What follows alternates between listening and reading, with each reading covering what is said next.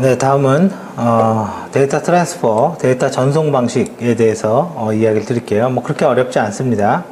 데이터 전송 방식은 보통 세 가지로 나누는데요. 하나가 단방향, 그다음에 두 번째가 반이중, 그다음에 세 번째가 전이중. 그죠? 우리 한글이 훨씬 더 어려워요. 전이라는 건 전체의 의미인 거고요. 그래서 심플렉스, 하프 듀플렉스, 풀 듀플렉스 세 가지로 나눠지고 있습니다. 심플렉스라고 하는 거는 지금 온라인처럼 이렇게 온라인처럼요, 한쪽은 듣기만 하고 한쪽은 보내기만 하는 겁니다. 그래서 이거는 완전한 단방향 통신이라고 이야기하죠. 그리고 반이중 통신이라고 얘기하는 거는 내가 보내고 받을 수는 있는데 동시에는 못해요. 동시에, 그러니까 내가 말을 하는데 이 사람도 동시에 말을 해. 이건 안 되는 거예요. 그래서 반이중 통신은 무전기라고 생각하면 됩니다. 무전기는 한순간에 한 사람만 말할 수가 있어요. 그래서 그게 하프 듀플렉스인 거고, 전이중, 풀 듀플렉스는 그냥 스마트폰, 동시에 통화하면서 말할 수 있죠. 그죠? 이런 거를 전이중 통신이라고 이야기를 합니다. 그래서 주고받을 수 있습니다. 자, 그 다음에 네트워크 토폴로지. 그죠? 토폴로지 그러니까 말이 좀 어렵긴 한데, 망의 형태, 망의 구성을 어떻게 할 거냐, 그거를 이제 토폴로지라고 이야기합니다. 자, 그래서 네트워크 토폴로지의 구성은요, 한번 보죠. 첫 번째, 이거 넘어왔나요? 잠깐만요. 그죠? 토폴로지 구성은 보시면 아는 것처럼 계층형 형태로 네트워크를 구성할 수가 있습니다. 그래서 트리 형태의 모양으로 이렇게 만드는 것을 계층형 네트워크이라고 이야기를 하고, 그러면 이 그림을 보면 아시겠지만 여기 중앙에 요 노드, 그죠? 요 컴퓨터 하나 죽으면 왼쪽과 오른쪽은 통신할 수 있는 방법이 없죠. 근데 추가로 컴퓨터를 확장할 때 밑에다 이렇게 계속 붙이면 됩니다. 계속 붙이면 되기 때문에 얘는요, 어떤 추가 구성이 굉장히 용이한 구성이에요. 그래서 이 그림을 보고 여러분들 뭐 생각하시면 되냐면, 그냥 윈도우 탐색기 생각하셔도 돼요. 이 윈도우 탐색기 있죠. 이게 이제 트리 형태의 구성이에요. 요게 이제 가장 머리 쪽에 루트인 거고, 그 밑에 어떤 폴더들이 계속 있죠. 폴더 밑에 파일이 있죠. 내가 맘만 먹으면 마우스 오른쪽 버튼 눌러서 폴더를 또 추가하거나 파일을 추가할 수 있죠. 그래서 확장이 굉장히 편합니다. 그 대신 문제가 하나 있습니다. 이 C 드라이브라는 게 없어져 버리면 이거는 연결이 안 되는 거죠. 그죠? 그래서 얘는요, 네트워크 관리가 쉽고 확장이 편리하지만 문제점은 특정 노드에 뭔가 집중이 된다. 즉, 이 그림상에서 요 중앙에 요 노드에 트래픽이 집중되면 이 왼쪽과 오른쪽에 있는 놈들 간의 통신이 굉장히 부하가 많이 걸리겠죠. 그죠? 그래서 그런 문제들이 있습니다. 자, 그 다음에 버스형 구조입니다. 자, 버스형 구조는 일반적으로 근거리 통신, 그죠? 사무실 내에 케이블 하나 깔고 케이블로 이렇게 따는 거죠. 그죠? 많이 사용되는 형태 중에 하나인 거고요. 그래서 이 노드가 통신을 할 때는 얘를 통해서 이렇게, 그죠? 보냅니다. 그래서 이 중앙에 이 선을 통해서 이렇게 보내게 됐죠. 그래서 구조가 간단하고, 노드도 옆에다 그냥 이렇게 붙여버리면 됩니다. 자, 단점은 데이터가 많으면 이게 하나잖아요. 당연히 부하가 걸리겠죠. 그 다음에 성형, 스타형, 별 모양인데, 자, 별 모양의 이 스타형은 유선에서는 거의 찾아보기가 어려워요. 요거거든요. 이 중앙에 요 컴퓨터 하나 죽으면 모든 통신 다 끝나죠. 그죠? 모든 게 다 중앙으로 연결돼 있죠. 그래서 이 가운데 있는 게 마치 중계기와 같은 역할, 다른 말로는 마스터라고도 얘기하고, 이 끝에 있는 거를 우리는 슬레이브라고 얘기도 합니다. 근데 뭐 그냥 단말 그러면 됩니다. 단말. 자, 얘는 어디에서 많이 쓰이냐면 블루투스 통신에서 많이 사용되는 형태입니다. 무선에서. 그래서 얘는 노드의 추가 뭐 이런 거는 노드 쉽죠. 그냥 뭐 얘도 붙이면 되니까. 근데 가장 결정적인 건 중앙이 장애가 나면 모든 네트워크가 안 된다라는 겁니다. 그게 가장 큰 문제고요. 그 다음에 링형, 오히려 이제 링형을 찾아보기가 좀 어렵습니다. 그래서 토큰 링에서 사용되는, 요게 밑줄 하나 거두세요. 토큰 링에서 사용되는 건데, 이 토큰이라는 게 뭐냐면 내가 데이터를 담을 수 있는 그릇을 토큰이라고 해요. 그러니까 내가 통신을 하고 싶으면 그 그릇이 있어야지만 통신을 할 수가 있는 거예요. 그러면 누가 통신을 하든 안 하든 이 동그란 원 안에 토큰이 계속 돌아갑니다. 그러다가 내가 통신을 하고 싶은 이 노드가 그 토큰을 딱 잡은 다음에 데이터를 넣고 보내게 되는 형태, 그걸 링형이라고 합니다. 그러면 만약에 이런 거예요. 토큰의 방향이 이런 식으로 돈다면 내가 이 노드가 이 노드한테 바로 위에 노드한테 데이터를 보내고 싶어요. 그래도 토큰은 이렇게 돌아서 한 바퀴 돈 다음에 얘한테 도착할 수 있겠죠. 그래서 이런 문제들을 가지고 있습니다. 자, 그 대신에 얘의 장점 중에 하나는 충돌이 발생되지 않는다라는 거거든요. 자, 위에 그림, 버스도 마찬가지인데 이 그림을 한번 봐보세요. 내가 얘랑 이렇게 통신을 하고 있는데요. 지금 이놈도 얘랑 통신을 하기 원해요. 그러면 서로가 부딪히게 됩니다.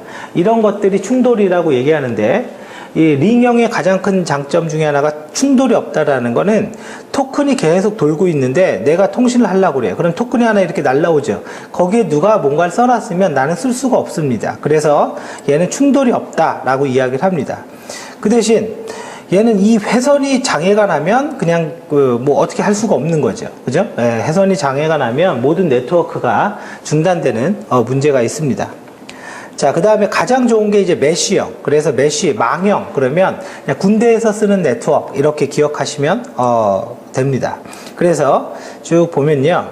모든 경우의 수를 다 연결한 거죠. 그래서 한쪽 선이 끊어져도 예를 들어서 이렇게 돌아가도 되고, 그죠? 그래서 얘는 구축 비용이 엄청나게 많이 드는 게 가장 큰 문제입니다. 그 대신에 장애가 강하기 때문에 이걸 왜 군대에 쓰냐면 미사일이 날라와서 이쪽 네트워크를 마비시켰어요. 부셔버렸어요. 그래도 이놈은 얘랑 통신하고 싶으면 얘를 통해서 이렇게 갈 수도 있고 또 중앙에 이놈을 미사일로 부셔버렸어요. 그러면 이렇게 돌아가고 이렇게 갈 수도 있겠죠. 그래서 모든 경우의 수가 다 연결되어 있는 거를 우리는 메쉬형이라고 얘기하고 그냥 군대에서 쓰는 네트워크 이렇게 기억하는 게 가장 쉽고 빠르게 이해할 수 있습니다. 자, 그 다음 보죠. 회선 교환과 패킷 교환, 그죠? 스위칭이라는 말은 어떤 메시지를 내가 이렇게 전달해 주는 거, 이걸 우리는 스위칭이라고 얘기합니다. 근데 그 중에서 서킷, 회선이라고 해석이 되는데, 이거는 그냥 집에서 쓰는, 요즘은 다 스마트폰 쓰니까 이제 그런 게 별로 없긴 한데, 집에서 쓰는 그냥 일반 전화기다라고 생각을 하세요. 전화기는 뭐 스마트폰도 또 동일합니다. 번호를 이렇게 누른 다음에 띠띠띠띠띠 가서 이쪽이 딱 받으면 그때부터 통신이 되는 거죠. 그래서 회선 교환은요, 전화기라고 생각하면 되기 때문에 전화기입니다. 연결이 늦어요. 연결과 또 전화기 끊는 것도 늦어요. 그래서 회선 교환은 연결과 종료가 늦는 통신이에요. 근데 인터넷은 어때요?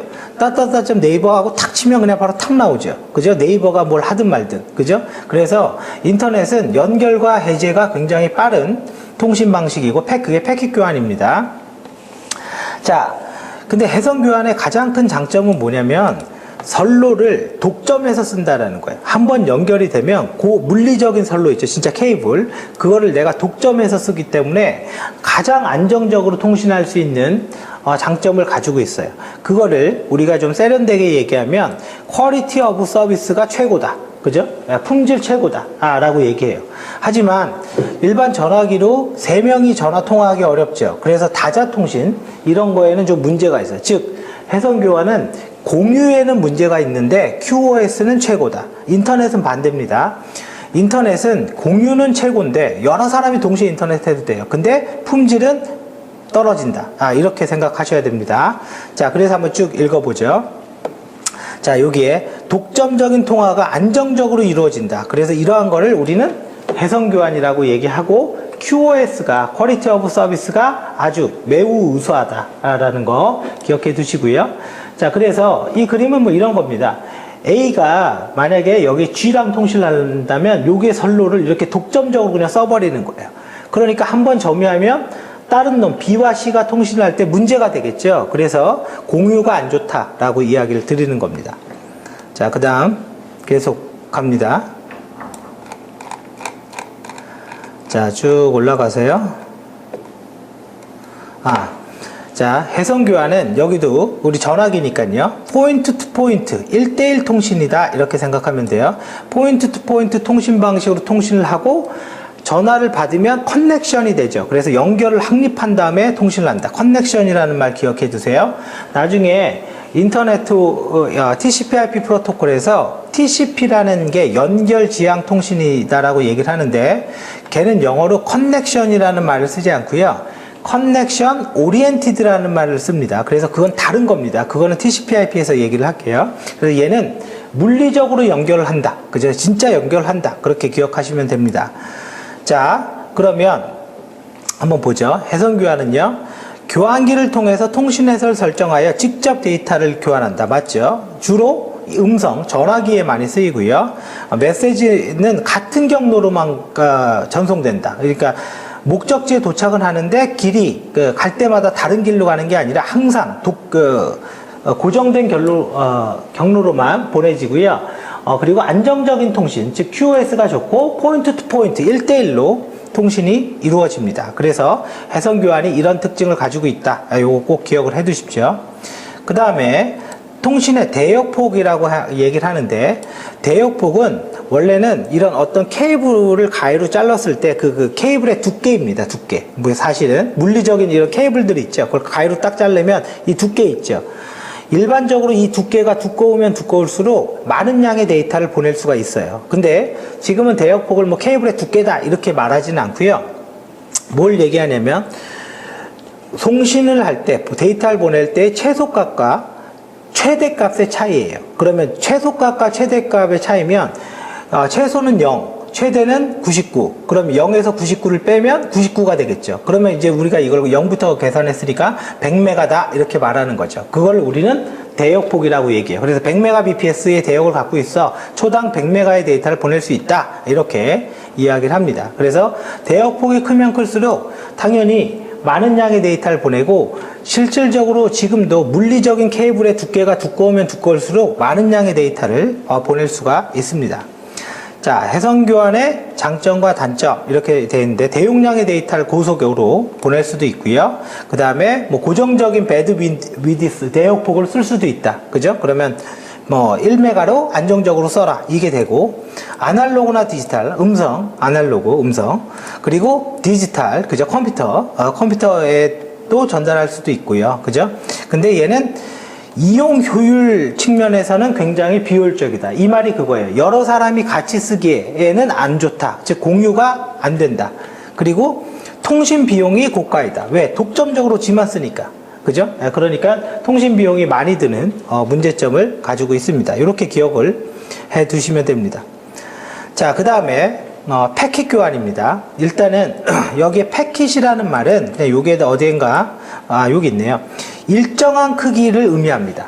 그러니까 보낼 데이터를 동일한 크기로 나눈 걸 우리는 패킷이라고 그래요. 그리고 앞에 여기 메시지 있죠. 이거는 프로그램에서 보내는 데이터를 메시지라고 얘기하고, 그러면 프로그램이 데이터를 보내면 그 메시지를 그대로 보내는 게 아니라 일정한 크기로 이렇게 나눕니다. 그래서 그걸 우리는 패킷이라고 말합니다. 그래서 패킷 교환은 송신 측의 모든 메시지를 일정한 크기인 패킷으로 나눠서 수신 측에서는 그러니까 여기 이제 전송하고, 수신 측에서는 다시 조립해서 원래 메시지를 보내는 거, 그거를 우리는 패킷 교환이라고 얘기합니다.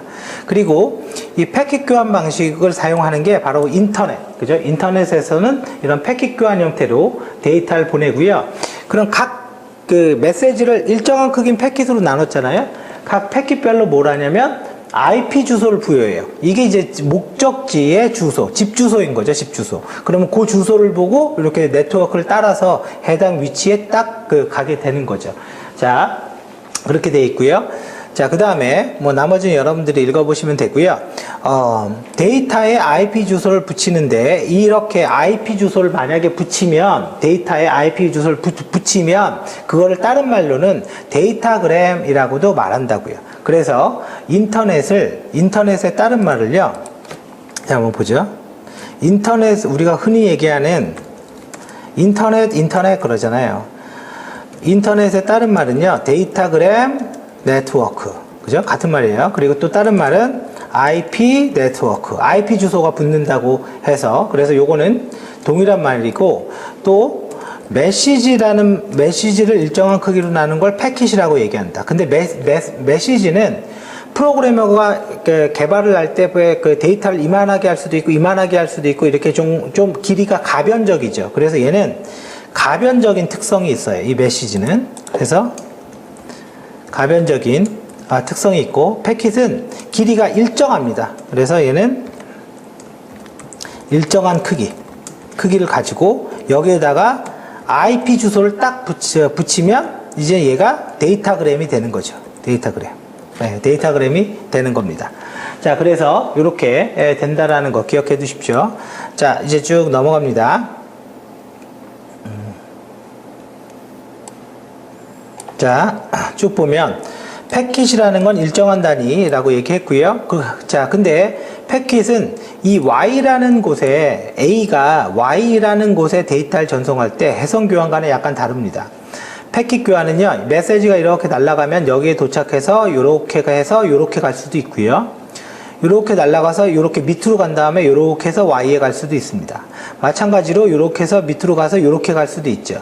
기본적으로 패킷 교환은요, 네트워크가 얼마나 부하가 걸리냐의 상태를 보고 상태에 따라서 가장 좋은 경로를 제공해 주기 때문에 아까 회선 교환은 다르게 경로가 고정되지 않습니다. 인터넷이 이제 그런 거죠. 인터넷이 패킷 교환을 쓰기 때문에 경로가 고정되어 있지 않습니다. 그래서 이게 그 내용을 하는 거고, 여기 동그라미라고 나와 있는 게 이거는 인터 네트워킹 장비인데 그 장비 중에 라우터입니다. 라우터가 경로를 결정해 주는 거예요. 너는 일로 가, 너는 밑으로 가, 너는 일로 가, 이런 걸 결정해 주는 걸 우리는 라우터라고 하고, 잘 이해가 안 되면 내비게이션이에요. 내비게이션. 라우터는 내비게이션이에요. 그래서 경로를 가르쳐 주고 있는 거죠. 자, 그리고 쭉 나머지 보고요. 쭉 넘어갑니다. 자, 패킷 교환의 특징은 다중화. 여러 경로를 공유해서 같이 쓸 수가 있고, 어떻게 이제는 통신을 할 때 서비스하는 단위 있죠. 어떤 프로그램이 딱 네트워크를 잡아서 보내고 있어요. 그러면 그런 거를 우리는 채널이라고 합니다. 그래서 여러 채널을 만들어서 데이터를 보낼 수가 있고요. 라우터가 경로를 결정하고, 근데 경로를 결정하다 보니까 문제는, 먼저 보낸 게 늦게 올 수도 있어요. 왜? 얘는 이렇게 돌아서 왔고 두 번째 보낸 건 직진으로 왔어요. 그러면 이렇게 순서가 뒤죽박죽 될 수가 있겠죠. 그래서 얘는요, 별도의 순서 제어 기능이 있어요. 그러니까 도착하면 이렇게 정렬을 해준다고요. 네가 1번이고 네가 2번이고, 그죠? 그리고 특정 네트워크가 너무 느리면, 예를 들어서 느리면 우회해서 보낸다거나, 혹은 부하가 너무 걸려. 그럼 천천히 좀 의도적으로 보내주는다거나 그런 걸 할 수가 있는데, 그게 트래픽 제어라고 합니다. 그러니까 속도를 조절해 준다라고 생각하시면 돼요. 그리고 에러 제어. 보냈는데 못 받았어요. 그럼 재전송. 그래서 재전송 기능도 가지고 있고요. 물론 여기 있는 말을 지금 저의 이 설명으로 이해한다라는 건 불가능합니다. 그래서 이거는 그냥 이런 특징이 있고, 파트 2의 TCP/IP 중에서 TCP 프로토콜이 딱 이 기능을 그대로 합니다. 그때 이거의 원리를 학습을 한다 생각을 하시는 게 좋을 것 같습니다. 그래서 여기에서는 그냥 에러 제어는 못 받으면 다시 보내주는 거, 순서 제어는 도착 순서가 섞일 수 있으니까 이걸 다시 원래대로 정렬해 주는 거, 그죠? 이런 식으로 기억을 해 두세요. 자, 그 다음에 계속 넘어갑니다. 자, 그래서 패킷 교환은요, 가장 큰 장점은 일단은 공유, 같이 쓰는 게 좋아요. 그래서 회선의 이용 효율이 아주 좋다. 그 대신 QoS는 떨어진다 이거죠. QoS는. 아까 회선 교환이랑은 완전히 반대적인 글이 나오게 됩니다. 글이 나오게 되고, 자, 이러다 보니까 패킷 교환과 회선 교환의 장점. 회선 교환은 QoS가 좋다. 패킷 교환은 회선을 효율적으로 쓴다. 공유가 좋다. 요 두 개의 장점을 적정한 수준에서 이렇게 결합해서 쓰게 되는데, 그게 뭐냐면 가상회선이야. 그죠? 두 개를 짬뽕했다 그 얘기입니다. 그래서 버추얼 서킷이라고 얘기합니다. 그래서 다음 시간에는 가상회선에 대해서 이야기를 계속 드리겠습니다.